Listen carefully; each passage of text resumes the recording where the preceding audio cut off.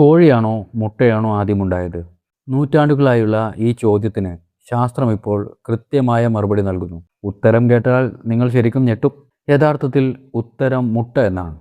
അത് എങ്ങനെയെന്ന് ചോദിച്ചാൽ, പരിണാമ സിദ്ധാന്ത പ്രകാരം കോഴികൾ ഉണ്ടാകുന്നതിന് ദശലക്ഷക്കണക്കിന് വർഷങ്ങൾക്ക് മുമ്പേ ഡൈനോസറുകൾ മുട്ടയിട്ടിരുന്നു. ഇനി കോഴിമുട്ടയുടെ കാര്യമാണെങ്കിൽ, കോഴിയോട് ഏതാണ്ട് സാമ്യമുള്ള മറ്റൊരു പക്ഷിയിട്ട മുട്ടയിൽ ഉണ്ടായ ചെറിയൊരു ജനിതക മാറ്റമാണ് ലോകത്തെ ആദ്യത്തെ കോഴിയായി വിരിഞ്ഞത്. അതായത് കോഴി വരുന്നതിന് മുമ്പേ ആ മുട്ട അവിടെ ഉണ്ടായിരുന്നു. എന്നാൽ ഒരു ചെറിയ ട്വിസ്റ്റ് കൂടിയുണ്ട്.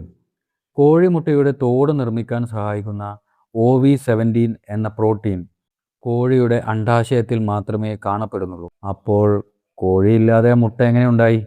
ഇതിനെക്കുറിച്ചുള്ള നിങ്ങളുടെ അഭിപ്രായം കമൻറ്റ് ചെയ്യൂ. കൂടുതൽ ഇത്തരം കൗതുകകരമായ അറിവുകൾക്കായി ഡീകോഡ് വേൾഡ് ഇപ്പോൾ തന്നെ സബ്സ്ക്രൈബ് ചെയ്യുക.